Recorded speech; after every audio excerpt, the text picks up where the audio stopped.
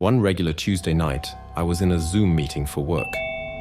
The computer screen showed the usual grid of people's faces, but something strange happened. One person's screen was all black, and it just said unknown as their name. I thought it was a technical problem, so I didn't pay much attention. As the meeting went on, I heard a whispering sound coming from that unknown screen. It was too soft for others to seemingly notice, but it started to bother me. Then, the whispering turned into a growl. Out of nowhere, a dark figure appeared on the screen. It felt like it was staring at my soul. As I looked, the figure seemed to get closer and closer to the screen. I started to feel uneasy and couldn't concentrate on what was being discussed anymore. This figure started typing in the chat saying, "I see you." I tried to tell my co-workers about it, but they didn't seem to notice anything strange. The figure on the screen started changing and making sounds. I panicked and tried to leave the meeting. I got a message saying, "You can't leave. I'm in control now."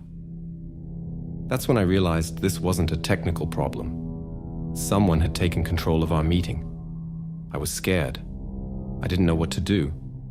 I wondered if it was a hacker, someone who used to work with us, or something even worse. I tried to fix it, but no matter what I tried, nothing worked.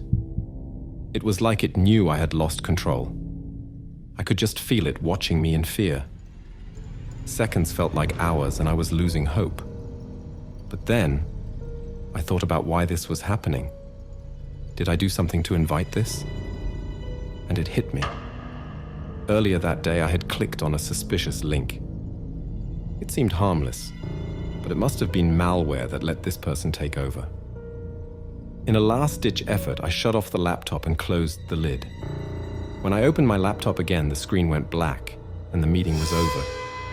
I was really scared, and I turned off my computer again and sat there quietly for a while, thinking about what just happened. It felt like a horror movie. A small mistake leading to a terrifying encounter with unknown. Later, my computer went back to normal and nothing has happened since. But now, I always double-check links and take precautions when hosting virtual meetings. And every time I clicked Leave Meeting, I couldn't help but remember that creepy encounter with the mysterious unknown.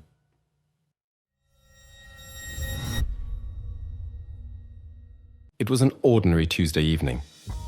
The city was cloaked in an eerie silence as the fog rolled in, obscuring everything in its path.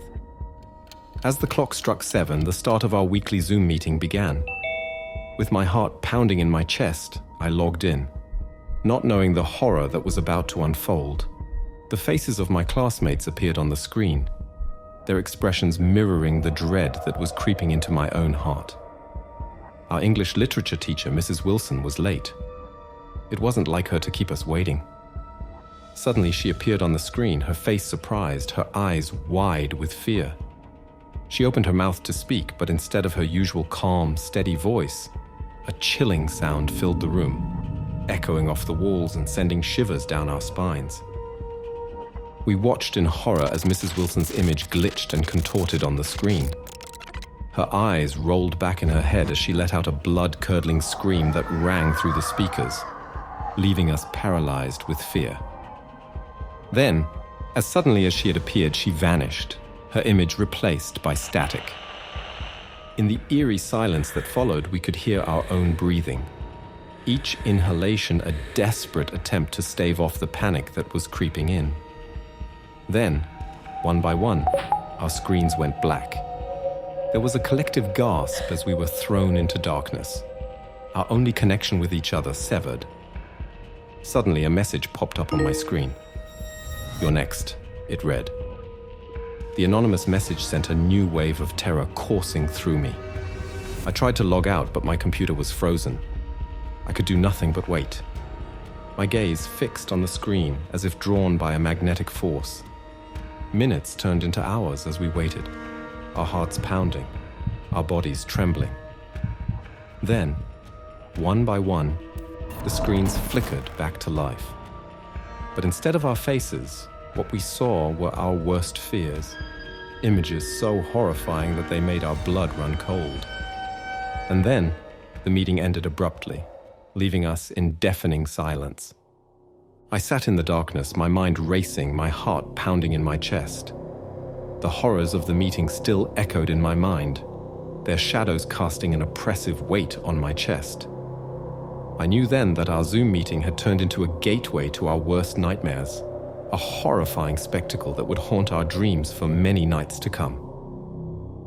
In the weeks that followed, we tried to forget, to move on. But the memory of that fateful meeting lingered, a constant reminder of the terror that had gripped. It was a regular Tuesday, and I was logged into another draining Zoom call. Class had been in session for a good 15 minutes when it started. The first sign was the chat blowing up with WTF and "Is this for real?"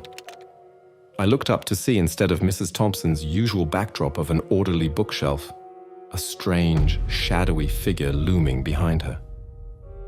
"Mrs. Thompson," I said cautiously, "there's something behind you." "Very funny, Alex," she responded, her voice crackling through the speakers. But when the shadow moved again, she turned around, her eyes widening. Her scream sent chills down my spine. The screen went black. We all sat in horrified silence, waiting for something, anything, to happen.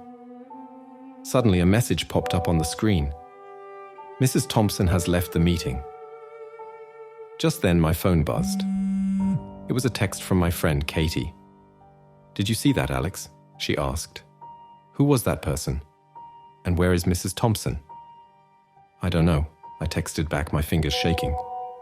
In the deafening silence, I could hear my heart pounding like a drum. Then the unthinkable happened. One by one, my classmates began disappearing from the call, their screens blanking out. I watched, paralyzed, as each name vanished from the participants list. It was like something out of a nightmare. I reached out to Katie again, but she didn't respond. Panic gnawed at my insides. I was too terrified to leave the call, but also too scared to stay. It felt like I was caught in a heart-stopping game of Russian roulette, the cursor hovering menacingly over my name. And then, just as suddenly, the screen started to light up again.